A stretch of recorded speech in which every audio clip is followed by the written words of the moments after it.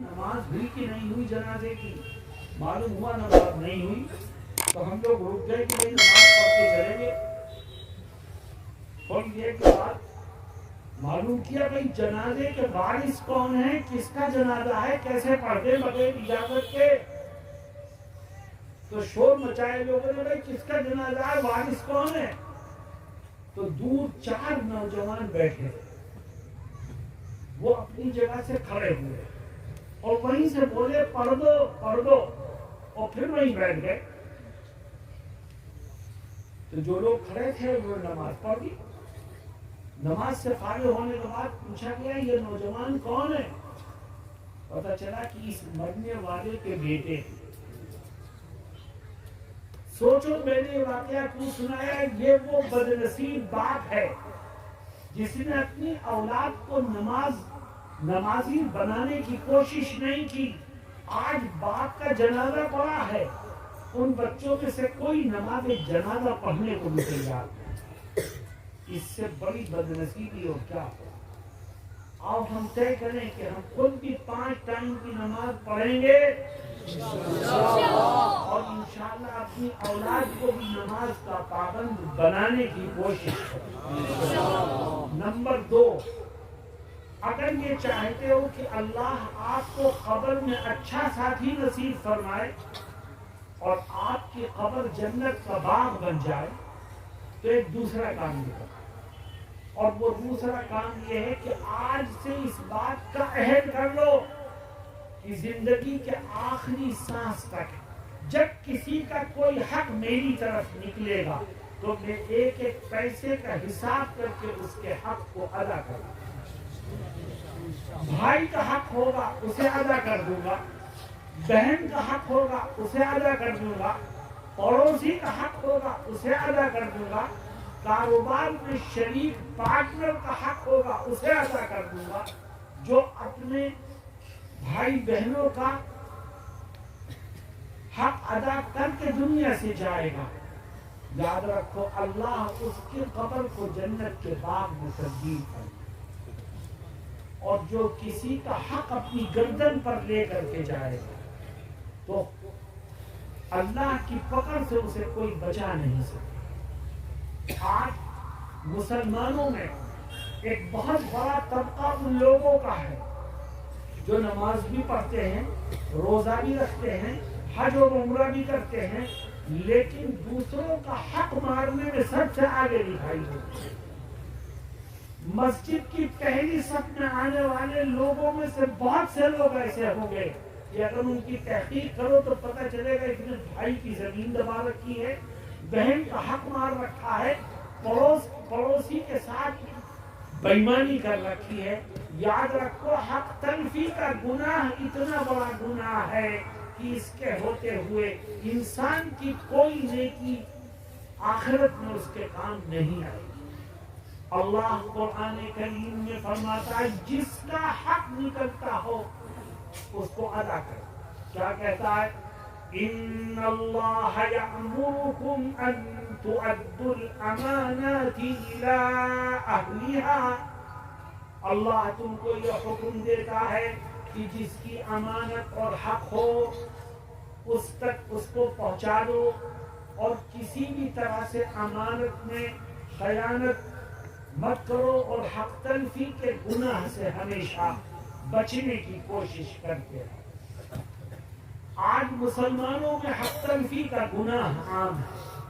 میں آپ سے ایک سوال کرتا ہوں, میرے سوال کا جواب دینا.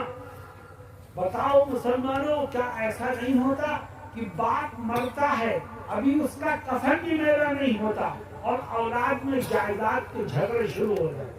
بتاؤ ہوتا ہے نہیں ہوتا؟ یہ جائیداد کے جھگڑے کیوں ہوتے ہیں؟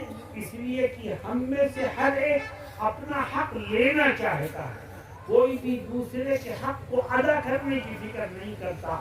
حالانکہ کل اللہ کے ہاں یہ سوال نہیں ہوگا کہ تو نے اپنا حق کیوں نہیں دیا, سوال یہ ہوگا کہ تو نے دوسرے کے حق کو ادا کیوں نہیں کیا. میرے دوستوں اور ساتھیوں, اللہ رب العزت میدان محشر میں اعلان فرمائے گا کہ جس نے میرا حق مارا ہوگا میں اسے معاف کر سکتا ہوں کیونکہ میں غفور الرحیم، لیکن اگر کسی نے میرے بندے کا حق مارا ہے تو معافی کے سارے دروازے پر۔ اللہ ہم سب کی حفاظت۔ اور ہم طے کریں کہ انشاءاللہ جب کسی کا کوئی حق نکلے گا تو ہم ایک ایک پیسے کا حساب کر کے اس کو پہلی فرصت میں ادا کر دیں گے، اس کو ٹالو مت۔ کچھ پتا نہیں کہ کل صبح کا سورج دیکھ سکو گے یا نہیں دیکھ سکو۔ قرآن کریم کی تعلیم ہے کہ جب کسی کا حق نکلے فوراً اس کا حق ادا کرو۔ اللہ اس میں ہماری اور آپ کی مدد کرے۔ میں نے کہا تھا 4 کام کرو، سب سے پہلا کام کیا تھا؟ 5 ٹائم کی نماز پابندی سے پڑھو۔ دوسرا کام کیا ہے؟ جب کسی کا حق نکلے تو فوراً اس کو ادا کرو اور ہمیشہ حق تلفی کے گناہ سے بچنے کی کوشش کرو۔ تیسرا کام، میرے دوستوں اور ساتھیوں، اگر یہ چاہتے ہو کہ اللہ آپ کو قبر میں ایک اچھا ساتھی نصیب فرمائے اور آپ کی قبر کو جنت کے باغ میں تبدیل فرمائے تو ایک تیسرا کام بھی کرو، اور وہ تیسرا کام یہ ہے کہ آج سے اس بات کا عہد کر لو کہ زندگی کے آخری سانس تک جو لقمہ میرے پیٹ میں جائے گا وہ حلال کا ہو۔ اپنی کمائی کو حلال بناؤ، اپنے کھانے پینے کو حلال بناؤ، اپنی آمدنی کو حلال بناؤ۔ زندگی کے ہر قدم پر حرام کھانے اور کمانے سے اپنے آپ کو بچاؤ۔ آج مسلمان حرام کمانے اور کھانے میں مصروف ہے۔ وہ دیکھتا ہے کہ ہندو کیسے کاروبار کر رہا ہے، سود لے کر، بیاج لے کر، انٹرسٹ لے کر، تو آج مسلمان بھی اس کو دیکھا دیکھی سودی لین دین میں مصروف ہے۔ آج مسلمان شراب پی رہا ہے، مسلمان گٹکا کھا رہا ہے، مسلمان نشہ آور گولیاں استعمال کر رہا ہے۔ بتاؤ کل خدا کو کیا موری کھا۔ جناب رسول اللہ صلی اللہ علیہ وسلم فرماتے ہیں جس نے دنیا میں شراب پی یا شراب جیسی نشہ آور چیزیں استعمال کی تو کل قیامت کے دن میدان محشر میں اللہ رب العزت اس کو نہر الخبال سے پلائے گا۔ صحابہ نے پوچھا یا رسول اللہ یہ نہر الخبال کیا چیز ہے؟ آپ نے فرمایا کہ ایک نہر ہوگی جس میں جہنمیوں کے جسم سے نکلنے والا خون، پیپ، مواد اور گندگی جمع ہوگی، اس کا نام ہے خبال۔ اس گندگی کو پلایا جائے گا اس شخص کو جس نے دنیا میں شراب پی تھی، نشے والی چیزیں استعمال کی تھی۔ کل قیامت کے دن اس گندی نہر سے اس کو پلایا جائے گا۔ اللہ ہم سب کی حفاظت کرے۔ میرے دوستوں ساتھیوں، رزق حلال کھاؤ، رزق حلال کماؤ، اللہ تمہاری آمدنی میں برکت عطا کرے۔ اور اگر تمہاری آمدنی حرام ہے، ناجائز کاروبار ہے، ناجائز کھانا پینا ہے تو یاد رکھو خدا کی رحمت کے دروازے بند ہو گئے۔ اللہ قرآن کریم میں کیا فرماتا ہے؟ کہتا ہے تو حرام کو لات مار، تو کہے میں سود نہیں لوں گا، تو کہے میں جھوٹ بول کر کے کاروبار نہیں کروں گا، تو کہے میں کاروبار کرتے ہوئے وعدہ خلافی نہیں کروں گا، بالکل سچائی اور ایمانداری سے کام کروں گا۔ اللہ سے ڈر کر کے حرام کمائی کے ہر راستے کو چھوڑ، اور پھر کیا ہوگا؟ خدا کہتا ہے پھر میں تیری مدد کروں۔ اے اللہ میری کیسے مدد کرے گا؟ فرماتے تم میرے ڈر سے حرام کو چھوڑ، سود کو چھوڑ، جھوٹ کو چھوڑ، وعدہ خلافی کو چھوڑ، بے ایمانی کو چھوڑ، میرے ڈر سے چھوڑ، پھر میں کیا کروں گا؟ وَمَن يَتَّقِ اللَّهَ يَجْعَل لَّهُ مَخْرَجًا وَيَرْزُقْهُ مِنْ حَيْثُ لَا يَحْتَسِبُ۔ وَمَن يَتَوَكَّلْ عَلَى اللَّهِ فَهُوَ حَسْبُهُ إِنَّ اللَّهَ بَالِغُ أَمْرِهِ قَدْ جَعَلَ اللَّهُ بِكُلِّ شَيْءٍ قَدْرًا۔ اللہ کیا کہتا ہے؟ کہتا ہے میرے ڈر سے حرام کو چھوڑ تو میں تجھ سے 2 وعدے کرتا ہوں۔ یہ اللہ کیا ہے وعدے؟ فرماتے تو حرام کو چھوڑ میرے ڈر سے، اور یاد رکھ حرام کو چھوڑنے کے بعد اگر تو پریشانیوں میں گھرے گا تو تیرا رب تجھ سے وعدہ کرتا ہے کہ پریشانیوں سے نکلنے کا راستہ میں غیر سے تیرے لیے پیدا کروں۔ کون وعدہ کر رہا ہے؟ میں نہیں، رب ذوالجلال۔ وَمَن يَتَّقِ اللَّهَ يَجْعَل لَّهُ مَخْرَجًا۔ تو حرام کو چھوڑ، اللہ کے ڈر سے ناجائز کاموں کو چھوڑ، حلال طریقے سے کاروبار کر۔ اگر حرام کو چھوڑ کر کے کام مندہ ہو گیا، کاروبار بیٹھ گیا، تو پریشانیوں میں گر گیا تو فکر مت کر، تیرا رب تیرا ہاتھ پکڑ کے تجھے پریشانی کے گڑھے سے نکال کر کے باہر کھڑا کر دیا۔ اور دوسرا وعدہ کیا کرتا ہے؟ کہتا ہے تو حرام کو چھوڑ، میرے ڈر سے ناجائز کام کو چھوڑ، پریشان مت ہو۔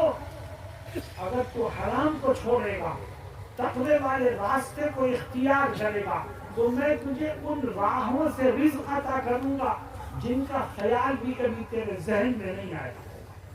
وَمَن يَتَّقِ اللَّهَ يَجْعَل لَّهُ مَخْرَجًا وَيَرْزُقْهُ مِنْ حَيْثُ لَا يَحْتَسِبُ۔ اللہ رب العزت پر بھروسہ کر، تیرے رب سے زیادہ بہتر مدد کرنے والا کوئی نہیں ہے۔ تو بھئی حرام کو چھوڑو گے انشاءاللہ؟ ہم میں سے بہت سے لوگ کیا گڑبڑ کرتے ہیں، گاؤں اور دیہات میں ایک آفت عام ہو رہی ہے کہ رات کے اندھیرے میں پڑوسی کی زمین 2 بارش کو دبا لی، اور وہ جو گینڈ ہے اسے توڑ کر کے برابر والے کی زمین اپنی زمین میں ملا لی۔ کوئی نہیں دیکھ رہا ہے، رات کا اندھیرا ہے۔ یاد رکھ، جس کی زمین تو نے اپنی زمین میں ملائی ہے اسے پتہ چلے یا نہ چلے، مگر تیرا رب تیرے ہر عمل کو دیکھتا، وہ رات کے اندھیرے میں بھی دیکھتا ہے، وہ دن کے اجالے میں بھی دیکھتا ہے، وہ دل کے کھوٹ کو بھی دیکھتا ہے، وہ آنکھوں کے گناہوں کو بھی دیکھتا ہے۔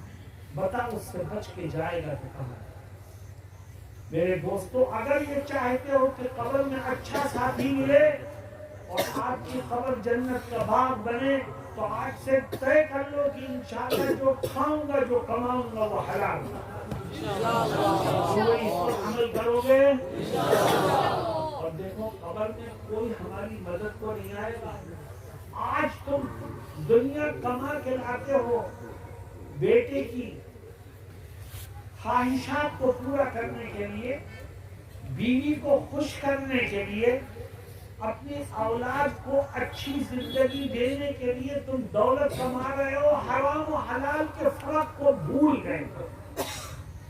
لیکن یاد رکھو، جس بیوی کے لیے تم نے حرام و حلال کے فرق کو مٹایا تھا، جس اولاد کے لیے مشقت سے دنیا کمائی تھی، قبر میں ان میں سے کوئی بھی تمہاری مدد کو نہیں آئے گا، ان میں سے کوئی تمہارے کام نہیں آئے گا۔ تمہارے کام تو تمہارا خود اپنا عمل آئے گا۔ آؤ ہم طے کریں کہ ہم تھوڑا کمائیں یا زیادہ کمائیں، انشاءاللہ حلال کا کمائیں، حرام سے ہر قیمت پر اپنے دامن کو بچائیں گے۔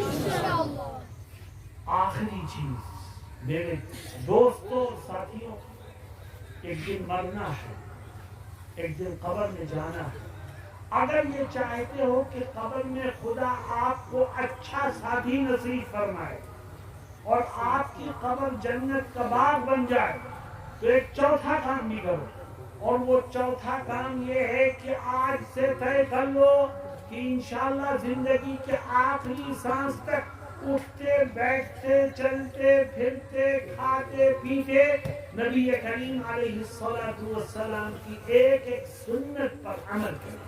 جو آقا کی سنتوں پر عمل کرتے کرتے کرتے کرتے دنیا کے جائے گا، اللہ رب العزت اس کی قبر کو جنت کے باغ میں تبدیل کرے، اس کو قبر میں بہترین ساتھی عطا فرمائے گا.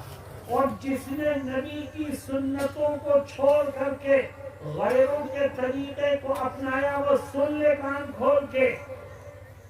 شادی بیاہ کے موقع پر دوسروں کے طریقے کو اپنایا، اپنی شکل غیروں کی طرح بنائی، خدا کے دشمنوں کی طرح اپنے چہرے سے داڑھی منڈوائی،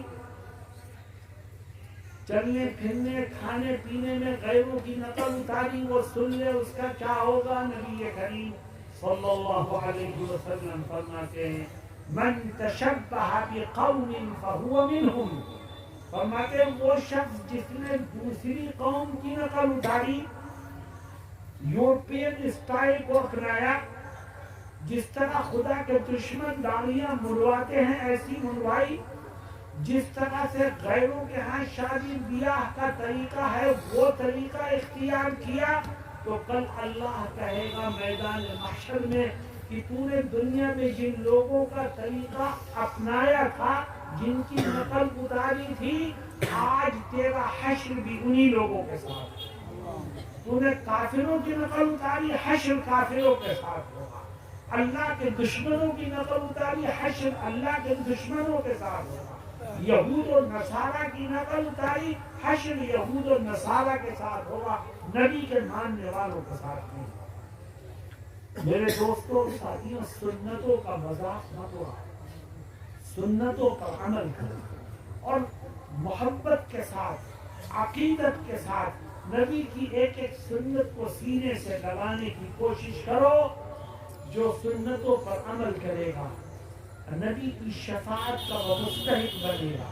جو سنتوں پر عمل کرے گا اللہ اس کی قبر کو جنت کے باغ میں تبدیل فرمائے. ایک واقعہ سنا کر کے اپنی بات کو ختم. آپ نے نام سنا ہوگا حضرت شیخ الاسلام مولانا حسین احمد مدنی رحمہ اللہ.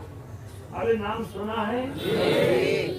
جب کوئی بے داڑھی والا آدمی، داڑھی مڈا آدمی حضرت سے مصافحہ کرنے کے لیے آتا تو حضرت اپنا ہاتھ پیچھے کر دیتے اور فرماتے کہ تمہیں نبی کریم علیہ السلام کی صورت سے نفرت ہے اور مجھ سے مصافحہ کرنے آ گئے ہو، جاؤ میں تم سے مصافحہ نہیں کروں.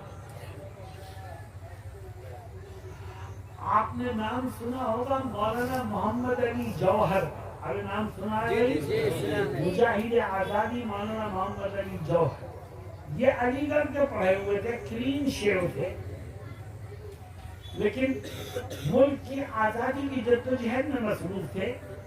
ایک دفعہ ایسا ہوا کہ انگریز گورنمنٹ نے مجاہدین آزادی کو گرفتار کیا. حضرت شیخ الاسلام علیہ الرحمہ بھی گرفتار ہوئے اور محمد علی جوہر بھی گرفتار ہوئے اور کچھ ہندو لیڈر بھی گرفتار ہوئے اور سب کو